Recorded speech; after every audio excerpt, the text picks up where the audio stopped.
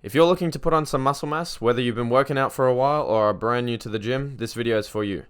This is me, my name is Liam and I'm a personal trainer. In this video, I'll go over 5 main tips to help you gain some mass. So, first, some context.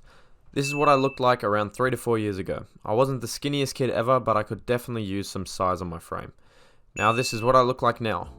By no means am I saying I'm huge, but I did manage to put on some good size in the past couple of years and have helped people do the same as a personal trainer.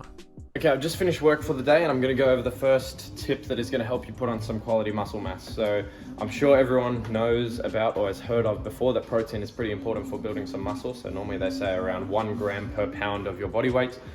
So that's all good and well in theory, but a lot of people really struggle to get their protein in throughout the day. So this is really just because they say they don't have the time or they're really not making the time type thing. Okay, some simple things you can do is chuck shit like this sort of in your bag before you go out, or a protein bar, something like that. So this bag of pork crackling, for example, is 35 grams of protein for only 300 calories. So things like that, protein bars in your bags, some yogurts. So I've actually got stuff like these, the Chobani protein yogurts, 12 grams of protein in that one there.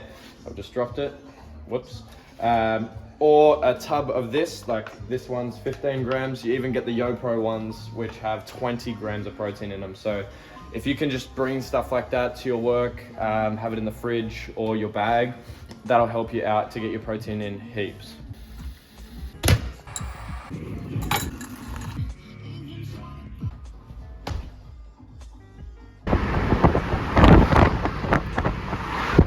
Alright, so I've just got into the gym. I've pretty much pounded this entire coffee. Finish it off now.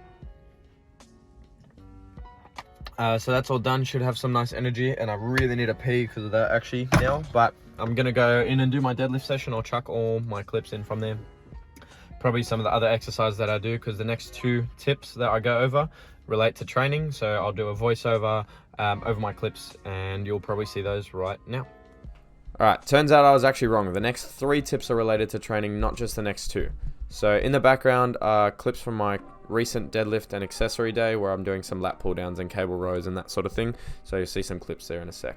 So I just wanted to start off also by saying there are so many important things to consider when training to build muscle. So these tips that I'm giving will not cover absolutely everything there is to know, but may just give you a little bit of help in your current training routine.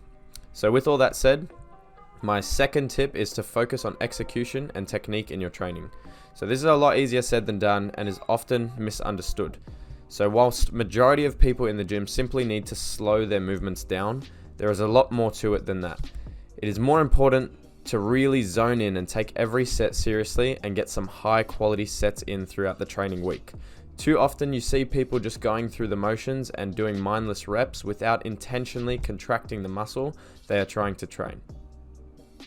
This leads me directly to my next tip, which is to record your sets. Now this might sound weird to some people, but this really allows you to analyze your movement. It's really easy to feel like your technique is proper and like you're controlling a weight really well.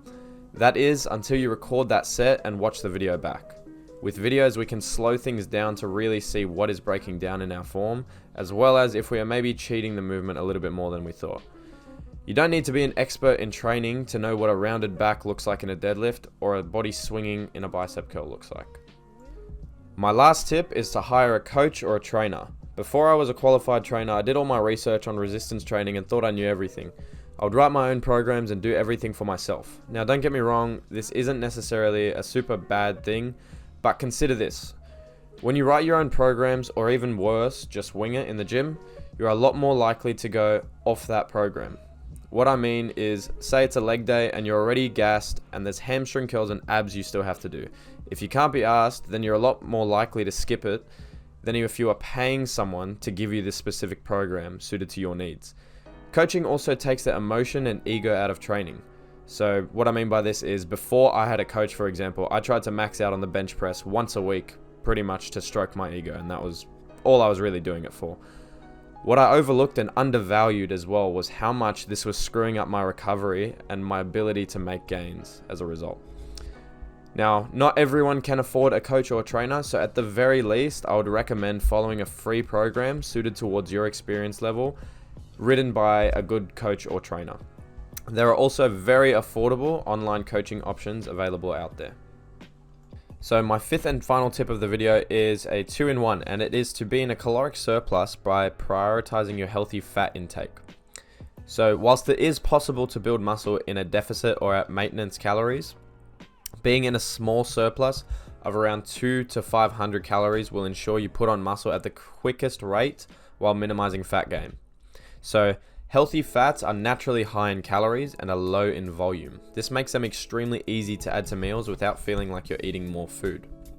A few examples of healthy fats are olive oil, natural peanut butter, nuts like almonds and cashews, salmon and avocados, to name a few. Adding peanut butter to smoothies or extra olive oil to pastas can really bulk up the calorie content of the meal. This is really great if you're someone who struggles to get enough calories in throughout the day, or just someone who has a really small appetite.